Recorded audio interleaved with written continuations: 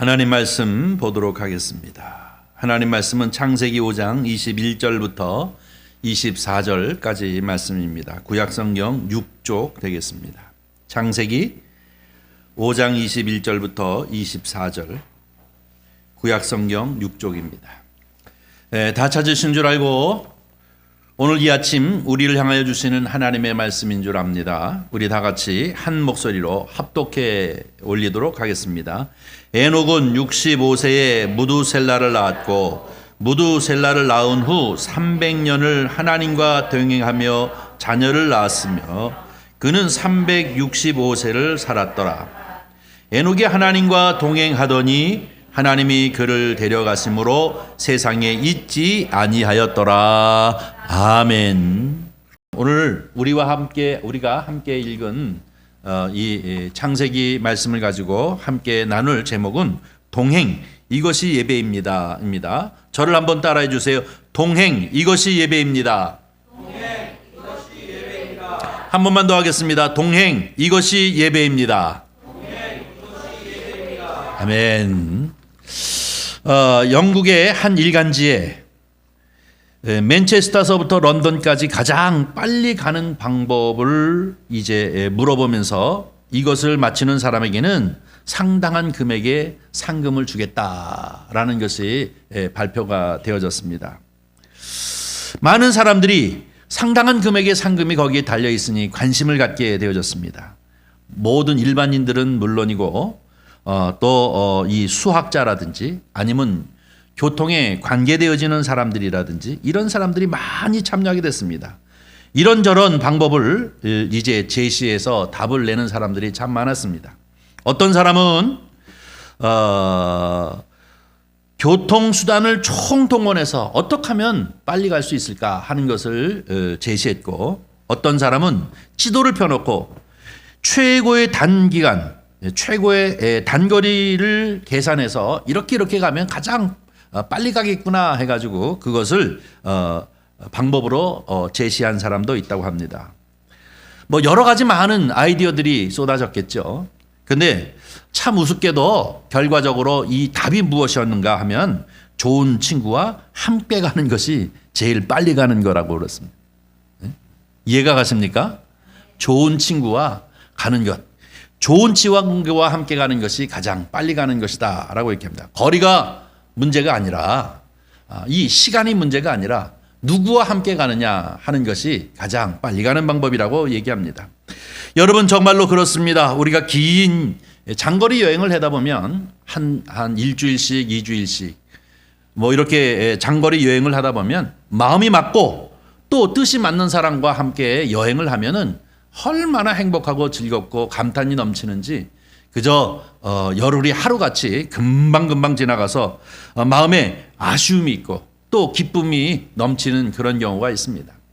그러나 마음이 전혀 맞지 아니하는 사람과 같이 함께 여행을 떠난다면 긴 여행이 아니라 짧은 여행이라 할지라도 왜 이렇게 지루한지, 왜 이렇게 힘든지 빨리 이 여행이 끝나고 집으로 돌아갔으면 하는 생각을 하게 되어질 때가 우리 참으로 많지 않습니까?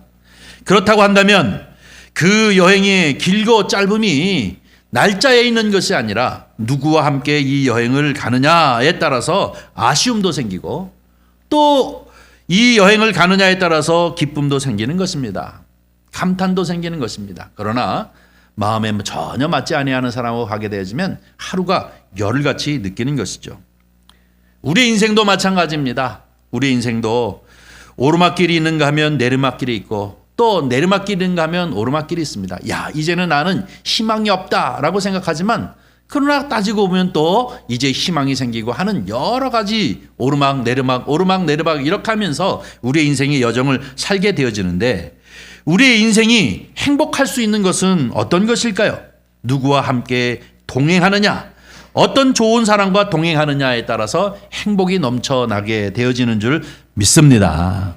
저와 여러분은 이제 새해에 3주차를 맞게 되어지는데 이 한 해도 정말로 좋은 사람과 같이 동행하는 이런 행복함이 넘치시는 저와 여러분이 되기를 주님의 이름으로 간절히 축원합니다. 이 한 달을 새 한 달을 시작하면서 매 주마다 저와 함께 여러분과 은혜를 나눌 이 설교의 제목을 늘 생각하느라고 새벽마다 혹은 앉으나 서나 이런 생각 저런 생각을 하게 되어집니다. 첫째 주는 요셉의 축복, 요셉의 축복을 받은 것처럼 우리 2022년 모든 성도님들이 담장을 넘는, 내가 풍성해서 그것으로 끝나는 것이 아니라 담장을 넘는 축복을 받아서 많은 이웃들에게 사랑을 베풀고 섬김을 베푸는 그러한 모든 성도님들이 되기를 소원하는 마음으로 우리가 함께 바로 이 야곱의 축복의 말씀을 나누었습니다. 이와 같이 여러분 올 한 해는 정말로 담장을 넘는 축복이 넘치시는 저와 여러분의 가정이 되어지기를 주님의 이름으로 간절히 축원합니다. 두 번째 주에는 여호수아처럼 어떤 경우에도 오직 나와 내 집은 여호와만 섬기겠노라 라고 하는 이런 결단의 고백처럼 이 한 해도 저와 여러분은 오직 나와 내 가정은 여호와만 섬기는, 하나님만 섬기는 그런 축복의 역사가 있기를 주님의 이름으로 간절히 축원합니다. 오늘은 세 번째 주입니다. 오늘 본문 말씀은 에녹에 관한 얘기인데요. 에녹처럼 하나님과 평생을 이제 동행하는 그런 축복이 넘치시기를 바랍니다. 오늘 본문 말씀 창세기 5장은 아담의 계보라고 이렇게 되어져 있습니다. 아담의 계보. 4장은 여러분이 잘 알다시피 가인의 계보가 있고 창세기 5장은 아담의 계보입니다. 아담으로부터 시작해서 노아에게 이르기까지 계속해서 이제 그 계보, 그러니까 우리말로는 족보라고 얘기하죠. 족보를 쭉 소개하고 있는데요. 아담으로부터 시작해서 노아까지입니다. 근데 이 족보를 쭉 읽다 보면 참 지루합니다. 왜 그러냐면 다 같이 낳고 몇 년 살다가 죽고, 낳고 몇 년 동안 자녀를 낳다가 죽고, 또 누구에게서 나서 몇 년 동안을 자녀를 낳고 살다가 죽고, 낳고 죽고 낳고 죽고 계속해서 낳고 죽고 라고 하는 얘기가 계속 반복되어지기 때문에 한참 읽다 보면 지루하게 됩니다. 그런데 문제는 무엇이냐면 오늘 본문 말씀입니다. 오늘 본문 말씀 창세기 5장 21절서부터 24절에는 낳고 죽고 하다가 특이하게 특별한 것이 이제 들어가게 있는데요. 이것이 엄청 인상적입니다. 그 이유는 무엇입니까? 오늘 본문 말씀에 보니까 에녹이 하나님과 동행하더니 하나님이 그를 데려가심으로 세상에 있지 아니하더라. 이렇게 되어져 있죠. 우리 한번 24절 다시 읽을까요? 에녹이 하나님과 동행하더니 하나님이 그를 데려가심으로 세상에 있지 아니하였더라. 이 얘기는 무엇입니까? 이 얘기는 무슨 얘기냐면 출생신고는 됐는데 사망 확인 신고는 뛸 수 없다는 얘기예요. 출생신고는 누구나, 저나 여러분이나 출생신고를 다 했습니다. 저나 여러분이 언젠가는 사망 확인서를 띄게 되어질 것입니다. 그런데 바로 이 에녹은 사망 확인서를 띨 수 없는 사람이 되었다라고 얘기하는데 그 이유는 무엇이냐? 하나님과 동행하였더니, 하나님과 동행하였더니 이런 역사를 경험하게 되어진 것입니다. 에녹은 65세에 무두셀라를 낳았다고 합니다. 그리고 300년 동안을 하나님과 동행했다. 그러니까 그 사람은 365살을 살고 죽은 것이 아니라 365살을 살고 하나님께로 갔다는 것입니다. 히브리서에는 바로 옮겨졌다라고 이런 표현을 쓰고 있는데요. 이것은 무엇입니까? 바로 죽음을 맛보지 아니하고 하늘나라로 갔다는 것입니다. 왜요? 하나님과 300년 동안을 동행하였으므로 라고 이렇게 표현하고 있는 것입니다. 사실 우리 인생에 있어서 죽음이라고 하는 것은 여러분 우리가 늙고 또 병들고 그러다가 결국은 죽게 되어지는데 이 이유는 왜 그렇게 되어졌을까요? 죄의 대가입니다. 우리 인생들이 죄를 졌기 때문에 죄의 이 대가를 치르기 위해서 결국은 우리는 병들고 또 늙고 결국은 죽게 되어졌다라고 이렇게 얘기할 수 있는 것입니다. 그런데 여러분 보십시오. 오늘 이 에녹은 하나님과 300년 동안 동행함으로 그는 이 죽음을 이제 경험하지 아니하고 옮겨졌다라고 이렇게 히브리서에는 얘기하고 있습니다. 구약 성경에 나타나 있는 사람 중에 바로 이 죽음을 맛보지 아니하고 영생을 경험하는 것입니다. 부활을 경험한 사람은 바로 누구냐? 바로 이 에녹이다라고 얘기합니다. 얼마나 대단합니까? 여러분도 그러고 싶지 않습니까? 여러분도 죽지 않고 그냥 바로 하늘나라에 가면 얼마나 좋겠습니까? 늙지도 않고 병들지 아니하고 하늘나라에 가면 얼마나 좋겠습니까? 어떻게 해서 이런 일이 일어날 수 있을까? 답은 성경에 그대로 있는 것처럼 동행입니다. 에녹은 하나님과 동행하였더니 라고 이렇게 표현하고 있습니다. 에녹은 하나님과 동행하였더니. 여러분도 하나님과 동행하시기를 주님의 이름으로 간절히 축원합니다. 에덴 동산에서 아담이 범죄하게 되어진 이유는 무엇입니까? 그 범죄라는 것이 살인을 한 것이 아니고 누구를 미워한 것이 아니고 이 에덴 동산에서 아담이 바로 범죄할 수 있게 되어진 것은 하나님과 결별입니다. 하나님과 떨어지는 것이 죄의 들어옴의 역사를 이루게 되어진 것입니다. 여호와의 낯을 피하여 도망했다라고 얘기하고 있는데 이 얘기는 뭡니까? 하나님과 동행을 거부했다는 것입니다. 에덴 동산에 죄가 없을 적에는 하나님 여호와와 바로 이 아담이 하나님과 함께 이 에덴 동산을 거닐었다라고 이렇게 표현하고 있는데요. 죄를 지은 이후로부터 이 아담은 하나님의 낯을 피하여 도망했다라고 표현하고 있는데 이것은 뭡니까? 동행하지 않았다는 것을 의미하고 있습니다. 우리가 신약 성경을 보면 누가복음 15장 탕자의 비유가 있습니다. 너무나도 잘 알고 있는 것 아닙니까? 어린 시절부터 유초동부에서부터 설교를 들어왔고 또 설교를 해왔기 때문에 이 탕자의 비유를 잘 아는데 이 탕자의 비유의 내용은 무엇입니까? 또 역시 아버지의 품을 떠나는 것입니다. 누가? 두 번째 아들이. 둘째 아들이 나의 분깃을 주세요. 나는 아버지하고 함께 살기 싫다는 것입니다. 그래서 멀리 타고 걸어 떠날 테니 내 몫을 달라 해서 그것을 챙겨가지고 떠났습니다. 결국은 이것은 무엇입니까? 아버지와의 동행을 이제 떠나서 결별해서 자기 뜻대로 살아보겠다라고 하는 것을 의미하고 있는 것 아니겠습니까? 이 결별의 선언은 결국 어떤 결과를 맞게 되어집니까? 피후의 말씀이기는 하지만 그는 먼 나라에서 가산이 탕진되어지고 그리고 급기야는 가난에 시달려서 짐승들이나 먹는 그것 가지고도 자기의 배우를 채울 수 없을 만큼 빈곤에 빠지고 어려움에 빠지게 되어지니까 그가 생각하는 것이 무엇입니까? 아버지의 집을 생각하는 것 아닙니까? 지금이라도 내가 아버지의 집으로 돌아갔으면 좋겠다.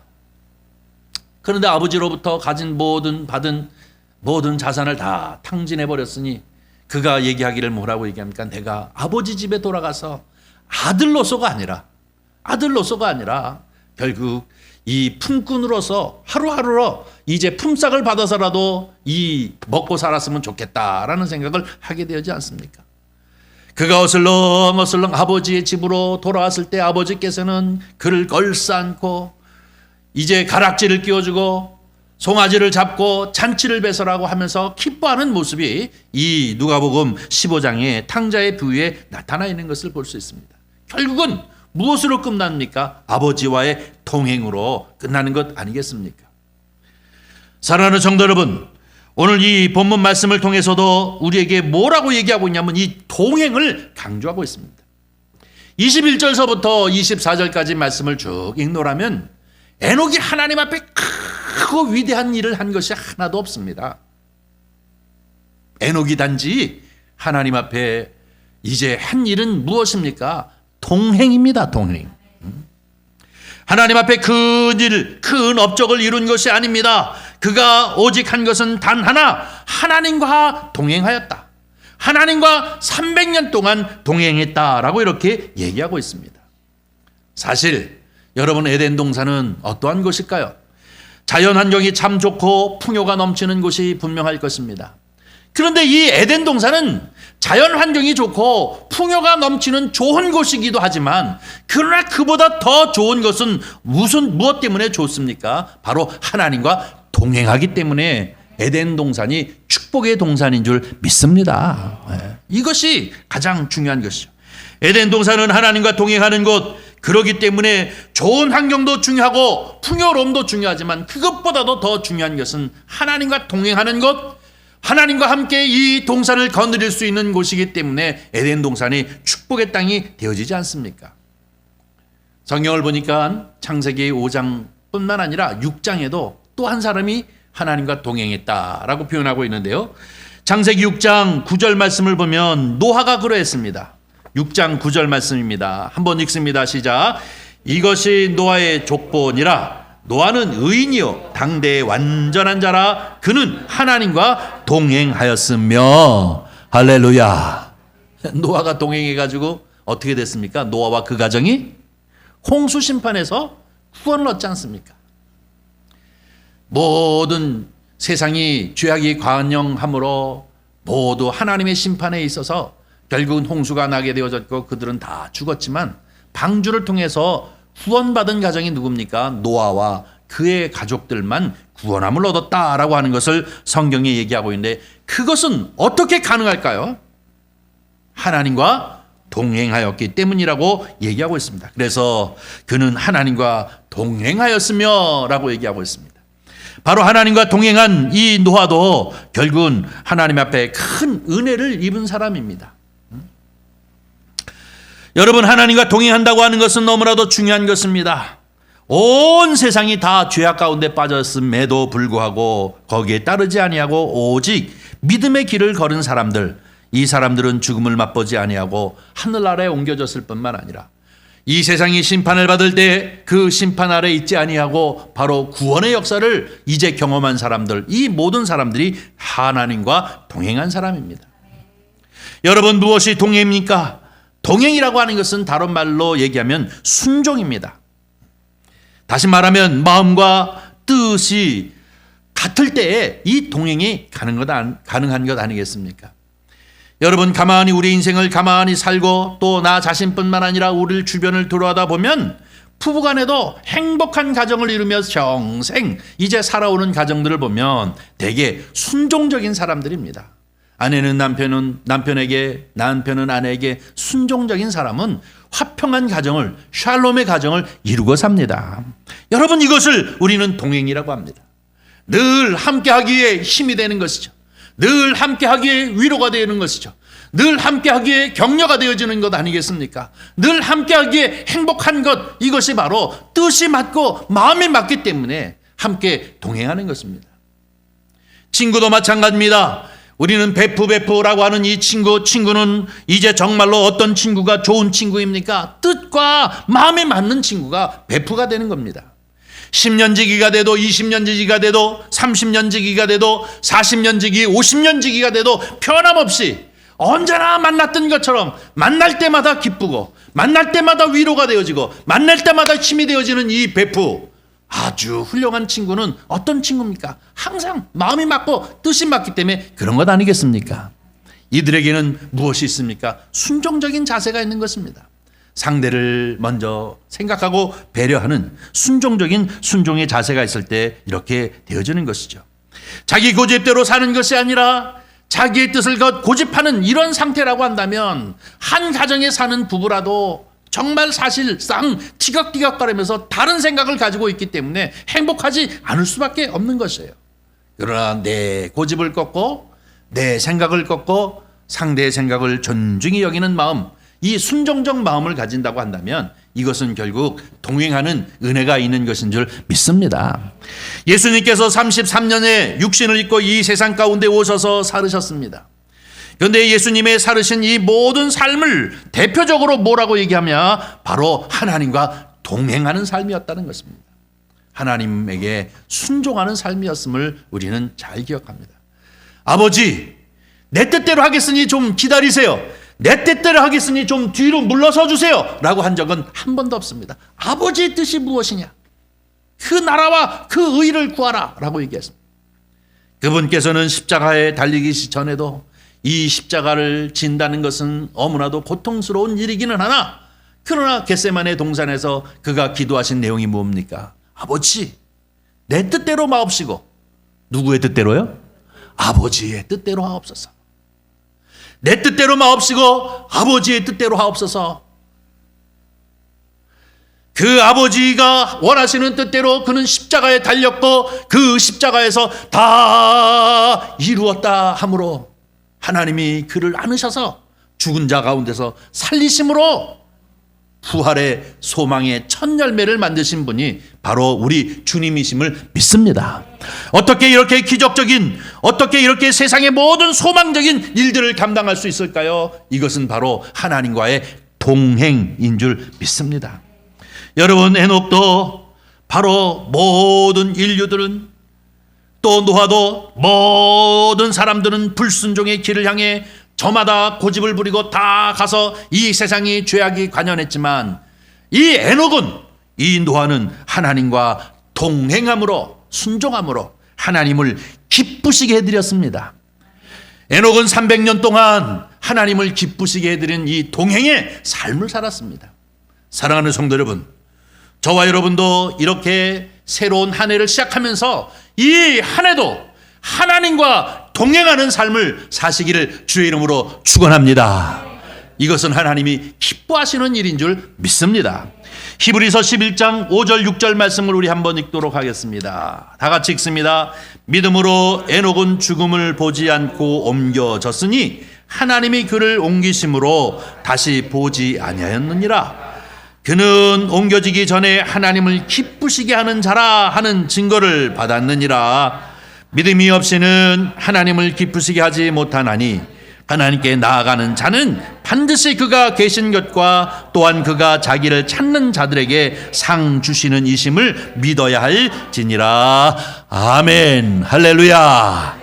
하나님을 기쁘시게 해드렸다. 300년 동안 그런 증거가 있다는 얘기예요. 그 기쁘시게 해드리는 것은 곧 뭐냐? 동행이라고 성경은 표현하고 있다는 거예요. 그런데 동행이라는 게 결국 사실 따지고 보면 에녹이나 노아나 그다지 그렇게 업적적인 일들을 행한 사람들이 아닙니다. 다만 주님을 의지하고 하나님 여호와를 의지하고 산 사람입니다. 그 믿음을 가지고 순종하는 그 자체가 하나님 앞에 기쁨이 되었다고 성경은 우리에게 얘기하고 있는 것을 볼 수가 있습니다.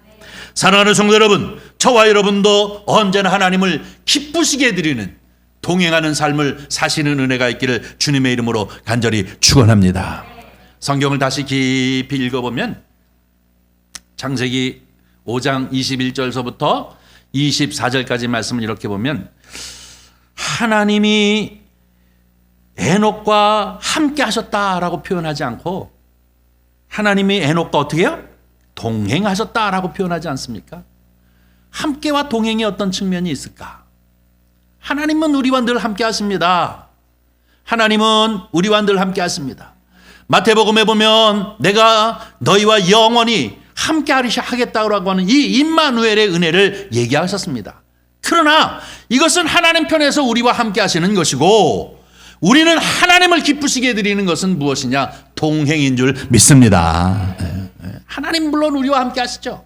에녹과 함께 하시고 노아와 함께 하시지만 하나님이 기뻐하시는 것은 무엇이냐? 바로 이 동행입니다. 순종적인 자세를 가지고 그분을 기쁘시게 해드리는데 히브리서 기자는 그것을 바로 그렇게 표현하자면 기쁨의 증거를 그가 가졌으므로 하나님이 그를 옮기셨다라고 이렇게 표현하고 있는 것을 볼 수가 있습니다.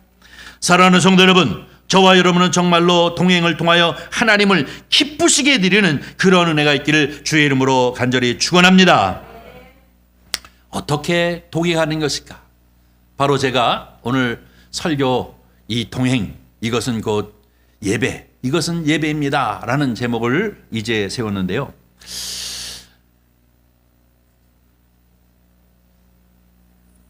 제 친구들 중에도 손자, 손녀를 본 사람들이 몇 명 있습니다. 뭐 많게는 3명까지 본 사람도 있어요. 그런데 그들이 항상 얘기하기를, 그리고 또 어르신들과 같이 이렇게 대화를 나누면서 얘기하면 내가 아들 키울 때, 딸 키울 때보다도 손자, 손녀가 그렇게 귀엽고 이쁘다는 거예요. 맞습니까? 나는 아직 손자가 없어가지고 잘 모르겠는데 그래가지고 아주 그냥 손자 얘기만 하면 미워 죽겠어요. 나는 아직 손자가 없어가지고. 얼마나 손자를 좋아하고 손녀를 기뻐하는지 그냥 핸드폰에 온통 걔네들 동영상이에요. 여기도 애들 동영상 그냥 어떤 다른 목적을 가지고 모임을 가지면 그때서도 그냥 순간 찰나찰나 그거 틀어가지고 요봐 이쁘지 그러면서 자꾸 보여주는 거예요. 나는 아직까지 와닿지가 않아요. 그래서 제가 얘기하기를 이제 앞으로 우리 모임에서 동영상 손자 손녀 동영상을 틀면 5만 원씩 내고 틀어. 그러면 내 봐주겠어. 이런 얘기도 하긴 했는데 어쨌든 키워온 같아요. 가만히 제가 생각해 보니까 결국 내가 아들을 낳고 딸을 낳으면서 이렇게 키우는 가정에는 아직까지 준비되어진 면이 없기 때문에 다 처음 경험하는 거기 때문에 당황스러움도 있었고 그렇기 때문에 이것이 별반 그렇게 이쁘고 즐거운지를 아주 깊이 100% 경험하지 못하고 자녀들을 키운 것 같아요. 그런데 자녀를 다 키워놓고 그놈들이 시집장가 가서 손자 손녀를 낳아서 이렇게 키우면 그냥 보기만 해도 이쁜 것 아니에요. 그게 뭐가 그렇게 이쁘냐 그러니까 몰라. 근데 이쁘다는 거예요. 그저 데려오면 안아주면 여기에 그냥 윅 하고 해가지고 냄새나도 좋다 그래도 포곡포곡 가슴에 안기는 것이 그저 이쁘고 또 그런가 하면은 우유병을 갖다 이렇게 물려주면 그냥 쪽쪽 빠는 것도 이쁘고 또 이렇게 재우면 그냥 새근새근 자는 것도 이쁘고 이놈들이 조금 크면 할아버지 할머니 하면서 쫓아서 퍽 안기는 것도 이쁘고 그 모든 게 그냥 나에게 즐거움이라는 거예요. 나에게 이것이 기쁨이라는 거예요. 이 말씀을 가만히 우리 기억하면서 하나님 앞에 기쁨이 된다는 것은 무엇일까? 하나님 앞에 기쁨이 된다는 것은 무엇일까? 히브리 성경은 바로 믿음이라고 얘기하고 있는데 이것은 다른 말로 얘기하면 순종으로도 볼 수 있고 이것은 또 다른 말로 얘기하면 동행이라고 하는 개념으로도 이해할 수 있는 것입니다. 하나님 앞에 우리가 이렇게 기쁨의 대상이 되어지는 것을 이제 동행이라고 얘기할 수 있는 것입니다. 갓난아이가 할아버지 할머니 앞에 무엇을 드릴 수 있습니까? 아니면 손자 손녀들이 커가면서 할아버지 할머니 앞에 무엇을 이제 드릴 수 있습니까? 그저 폭폭 안기면서 할아버지 할머니하고 순정적으로 따르고 그저 안기고 그러는 것이 결국은 할아버지 할머니에게 기쁨이 되어지는 것과 같이 우리가 하나님 앞에 언제나 예배자로 있으면 우리가 하나님 앞에 기쁨이 되어지고 하나님과 동행하는 삶을 사는 것인 줄 우리는 분명히 믿습니다. 여러분, 예배라고 하는 것을 우리가 오해할 때가 참 많아요. 예배 그러면 하나님 앞에 무엇을 해야 된다고 자꾸 생각하는 경향이 참 많이 있습니다. 여러분, 그래서 우리가 하나님 앞에 예배 드리는 것은 마치 재롱잔치 하듯 하는 것이 하나님 앞에 드리는 예배가 아니지 않습니까? 자기가 가지고 온 달란트를 갖다 열심히 준비해서 매 주일마다 와가지고 하나님 앞에 이러면서 재롱잔치를 하는 것이 예배라고 한다면 하나님은 야야야야 너무 유치하다 그거 좀 하지 마라. 제발 좀 나를 즐겁게 하는 것이 아니라 나를 기쁘게 하는 것이 아니라 나를 괴롭히는 것이다 이렇게 얘기하실 것이에요. 그렇다고 하나님 앞에 예배 드리는 이 예배가 마치 상다리가 부러지도록 제사상을 차리듯이 좋은 음식을 꽉 차려놓고 그리고 하나님 잡수세요 하는 것이 하나님을 기쁘시게 해드리는 걸까요? 아닙니다. 하나님은 아마 매 주일마다 그렇게 상다리가 부러지도록 진수성찬을 차려놓고 하나님 앞에 드리면은 속상해 하실 것이에요. 그리고 안타깝고 생각하실 거예요. 왜냐하면 그렇게 힘들게 벌어서 왜 자꾸 이렇게 하느냐 하면서 속상함과 안타까움이 있으실 것입니다. 주님이 기쁘시는 이유는 무엇입니까? 마치 이 어린아이처럼 갓난아이처럼 손자 손녀처럼 그저 하나님 앞에 와서 폭 안기면 하나님 앞에 순종하면 하나님 앞에 바라보는 것 같은 이런 순종적 자세를 갖는 이것만 가지고도 하나님은 기뻐하시는 것인 줄 믿습니다. 바로 여러분 노아의 동행이 그리고 에녹의 동행이 너무나도 큰 업적적인 것을 통해서 동행이라고 얘기하지 않습니다. 이들의 동행이라고 하는 것은 하나님을 감동시킬 만한 아주 비싼 이제 양복을 하나 사드리는 것을 하나님이 기뻐하시는 동행이라고 하지 않습니다. 하나님을 바라보면서 하나님 앞에 순종적인 자세로 그 품에 폭폭 안길 줄 아는 사람, 이 사람은 바로 하나님을 기쁘시게 해드리는 사람이요 하나님과 동행하는 사람인 줄 믿습니다. 그래서 동행, 이것은 곧 예배입니다. 우리가 주일마다 드려지는 예배뿐만 아니라 우리가 일상을 주님 앞에 드리는 모든 것이 바로 예배인 줄 믿습니다. 저와 여러분은 하나님 앞에 늘 기쁨을 드리는, 하나님과 동행하는 예배를 드리는 저와 여러분이 되어지기를 주의 이름으로 간절히 축원합니다. 그것은 여러분에게도 복이 되어지고 하나님에게도 기쁨이 되어지는 줄 믿습니다. 에녹은 이것 때문에 300년 동안 하나님 앞에 동행함으로 죽음을 맛보지 아니하고 하늘에 옮겨졌고요. 또 노아는 하나님과 동행하는 이러한 삶을 사는 사람이었기 때문에 심판에 이르지 아니하고 구원의 역사를 이룬 줄 믿습니다. 저와 여러분도 하나님과 동행함을 통하여 하나님이 주시는 은혜와 축복을 마음껏 누리며 살아가는 은혜가 있기를 주의 이름으로 간절히 축원합니다. 로마서 12장 1절 2절 말씀 보겠습니다. 다 같이 함께 읽습니다. 시작. 그러므로 형제들아, 내가 하나님의 모든 자비하심으로 너희를 권하노니 너희의 몸을 하나님이 기뻐하시는 거룩한 산 제사로 드리라. 이는 너희가 드릴 영적 예배니라. 2절. 너희는 이 세상을 본받지 말고 오직 마음을 새롭게 함으로 변화를 받아 하나님이 선하시고 기뻐하시고 온전한 뜻이 무엇인지 분별하도록 하라. 아멘. 할렐루야. 로마서 12장 1절 2절 말씀이 신약시대를 살고 있는 우리에게 하나님 앞에 모든 일상이 예배임을 얘기하고 있습니다. 너의 몸을 하나님 앞에 드리라고, 이것이 곧 하나님 앞에 드릴 영적 예배니라 라고 얘기하고 있습니다. 안지나 서나 우리가 일상을 살면서 하나님 앞에 전폭으로 순종적 자세, 의지하는 자세, 사랑하는 자세를 가지고 살아가는 것이 바로 에녹을 향하여 통행이라고 얘기하는 것처럼 우리가 하나님과 동행하는 것인 줄 믿습니다. 여러분, 우리 이 한 해 하나님과 또 동행하는 삶을 사시기를 축원합니다. 우리 하나님이 기뻐하실 것입니다. 여러분을 보면서 기뻐할 것입니다. 물론 우리 하나님은 우리와 함께 하시지만 우리 하나님이 기뻐하시는 것은 저와 여러분이 언제나 주님 앞에 앉히는 것입니다. 주님을 의지하는 것입니다. 주님을 순종하는 것입니다. 주님을 믿는 것, 이 자체가 우리 하나님 앞에 기쁨이 되어지고 이것을 주님께서 동행이라고 얘기하고 이것을 우리는 예배라고 얘기하는 것입니다.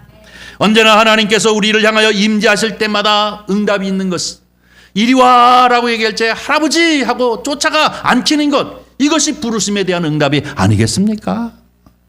우리가 시간마다 정해놓고 드려지는 예배 때마다 주님 앞에 나와 드려지는 것, 이것이 바로 부르심에 대한 응답이 아니겠습니까? 얼마나 하나님이 기뻐하시겠습니까? 사실 따지고 보면 오늘 이 주일 아침 이렇게 주님 앞에 나와 예배 드리는 여러분을 얼마나 하나님이 기뻐하시겠습니까? 여러분은 분명히 하나님과 동행하고 계십니다.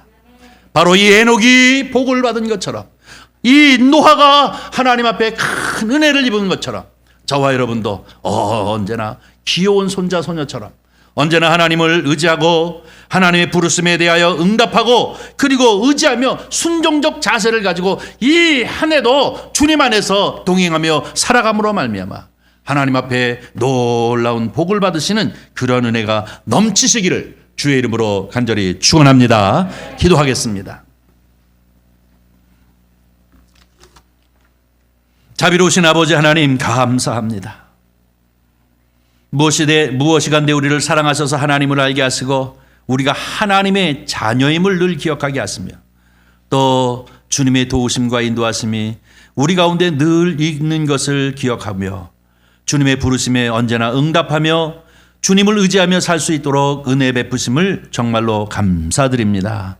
아버지 하나님, 이것이 우리 하나님과 동행하는 것이고 이것이 곧 우리 하나님을 기쁘시게 해드리는 것이고 이것이 아버지 하나님 우리가 축복된 인생을 살아가는 것인 줄 믿습니다.